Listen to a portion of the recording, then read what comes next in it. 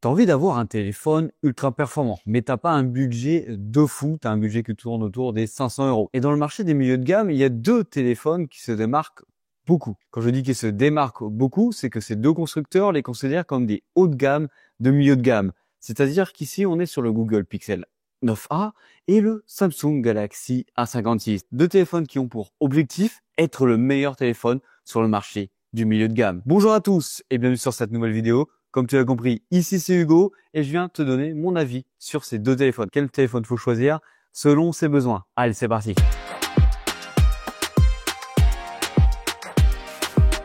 Bien sûr, comme d'habitude, n'hésite pas à t'abonner et à liker à la chaîne et surtout à l'Instagram de la chaîne pour avoir de plus en plus de vidéos de ce genre sur celle-ci, tout simplement. Alors pourquoi je dis que ces deux téléphones-là sont des hauts de gamme, de milieu de gamme? Déjà, il suffit de regarder les prix auxquels Google, surtout Google et Samsung se sont alignés. Parce que si on compare les deux téléphones, il y a un prix qui est bien plus élevé du côté du Google que le Galaxy A56. Ici, on compare le prix sur la version 256 Go de stockage avec les offres du moment où je sors cette vidéo sur les sites officiels. Parce que quand tu regardes le Galaxy A56, actuellement, tu le retrouves à 471 euros, soit pratiquement le même prix que les Redmi ou les Realme. Donc on n'est pas du tout sur un téléphone qui est beaucoup plus cher que les autres. Il est au même niveau que les autres téléphones milieu de gamme. Alors qu'à côté de ça, on a le Google Pixel 9a qui lui a un prix monumental de 650 euros. Alors du coup, un prix de 179 euros plus cher actuellement que le Galaxy A56.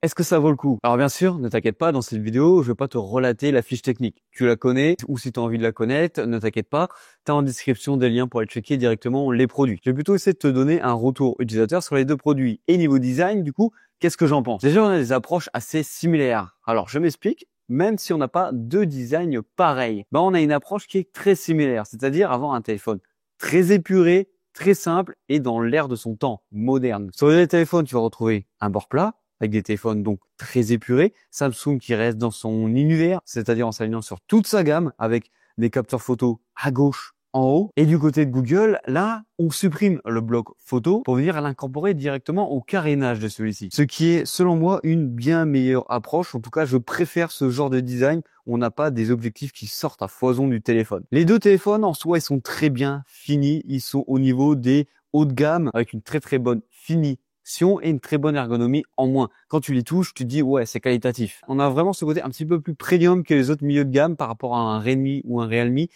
Oui, là, sur les deux téléphones, on a une touche beaucoup plus premium au toucher ou même quand on tient le téléphone. Là, on a une réelle grosse différence sur le design du produit. C'est au niveau de son écran, parce qu'on n'a pas du tout la même taille. Côté du Pixel 9a, on a un écran OLED de 6,3 pouces Full HD+.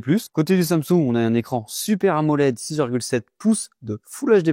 Mais là où par contre Google fait beaucoup moins bien que Samsung, c'est encore une fois au niveau des bordures, parce qu'on a des bordures presque 2 fois plus grosses que le Galaxy A56.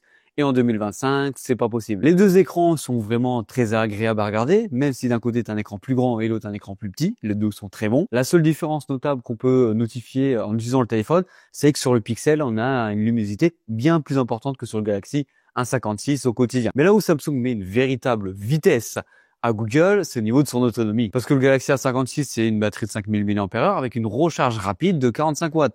Du côté du Pixel, on a une batterie de 5100 mAh mais avec une recharge pas du tout rapide, 23 watts. J'ai fait une petite aparté car j'ai lu ou même vu des vidéos qui comparaient les deux téléphones en anglais. Et il y a certains moments, j'ai pu lire que le Pixel A avait une meilleure autonomie que le Galaxy A56. Je ne sais pas comment ils arrivent à ce résultat, franchement. Parce qu'avec un test dans la vraie vie, le Galaxy A56, il met une véritable tempête en autonomie au pixel. Parce que là, on n'est pas dans un test studio avec des logiciels qui donnent juste des chiffres. Dans la vraie vie, le Galaxy A56 a une bien meilleure autonomie. Du coup, maintenant, niveau logiciel et surtout l'intelligence artificielle, comment ça se passe? Au niveau de la durée de temps de mise à jour sur les produits, les deux sont excellents. Le Google Pixel 9a lui offre 7 ans de mise à jour et le Galaxy A56 un petit peu moins. Mais bon, ça va, c'est 6 ans de mise à jour. À mon avis, tu auras déjà changé ton téléphone. Des deux côtés, on retrouve des interfaces assez fluides et assez polyvalentes. C'est-à-dire que de l'autre côté, on a l'OS Pixel pur.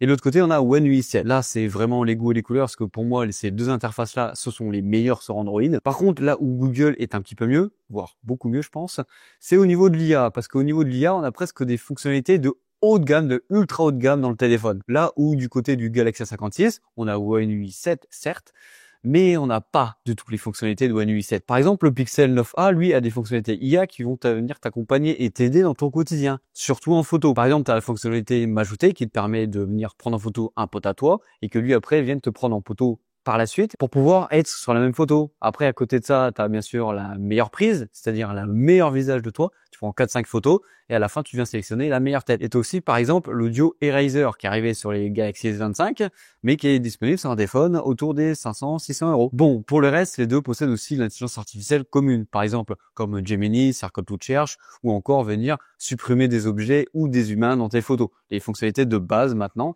sur Android. Alors, niveau puissance, chez Samsung, on a un petit Exynos. Alors que du côté du Galaxy Pixel 9a, on est censé avoir le gros processeur de chez Google actuellement, le Google Tensor G4. Alors, on a bien sûr le Tensor G4, mais en version bridée. Les deux se comportent plus ou moins de la même manière quand tu vas venir les utiliser au quotidien. Si tu pousses l'un des deux téléphones à fond, oui, tu vas trouver quelques ralentissements, mais bon, on est sur des milieux de gamme, c'est normal. Mais si tu utilises au quotidien normalement, ça va. Si t'es pas dans une phase de test, tu devrais normalement jamais les faire ramer. Là où ça devient un petit peu plus intéressant, c'est en jeu. Contrairement à toutes les attentes, le Galaxy A56 se comporte un petit peu mieux. Tu vas pouvoir pousser un petit peu plus le téléphone et tu auras un petit peu plus d'images. On va dire que le Galaxy A56 est plus fait pour jouer à des jeux sur le téléphone que le Pixel A. Alors je t'avoue que c'est quand même assez surprenant parce que quand tu regardes les benchmarks comme Geekbench, le Pixel 9a a un score un petit peu meilleur que le Galaxy A56. Alors que dans les faits, c'est pas totalement vrai. Les deux ont une puissance quand même assez proche. Alors du coup, là, niveau photo et vidéo, là, oui, j'ai quand même une petite préférence. Je préfère quand même les photos. En tout cas, ce que procurent les photos et vidéos du Pixel. Côté Pixel, tu as un 48 mégapixels plus un 13 mégapixels un ultra grand angle. Tu as une caméra selfie de 13 mégapixels. Côté du Galaxy A56, là, tu as 3 caméras dont une qui sert à complètement à rien. Tu as un 50 mégapixels et un 12 mégapixels en ultra grand angle. Et aussi un 5 mégapixels en macro. Mais bon, côté selfie, là, tu as un 12 mégapixels. Et maintenant, je vais te laisser juger par toi-même ce que tu en penses, tout simplement, des deux en photo et en vidéo.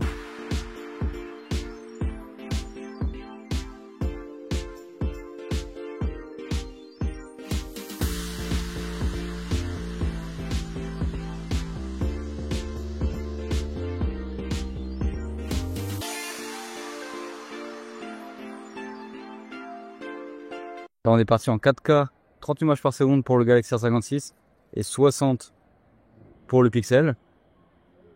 Ça, tu vois un peu à quoi ressemble la Chine. Là, ici, on a une énorme scène. Là-bas derrière, on a un magasin Huawei. On va aller voir ici. Faire un petit focus sur un petit arbuste.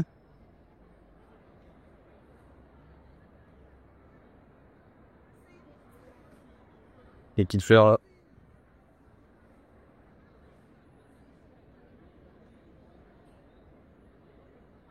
Là, on est en 4K 60 images par seconde avec les appareils photo, simplement les caméras selfie.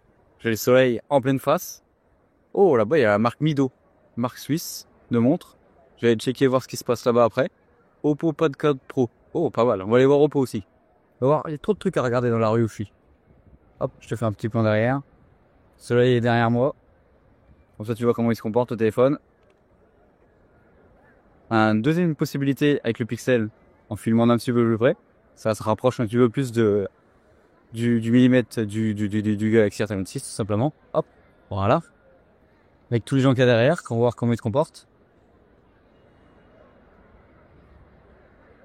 Pas mal du tout, les deux. À voir, lesquels tu préfères en commentaire. Il y en a qui est en train de mourir. Vas-y. Là, je vais lui.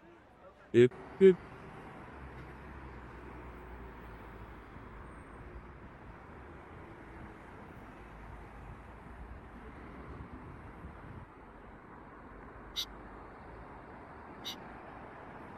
Il y en a clairement un qui s'en sort beaucoup mieux que l'autre.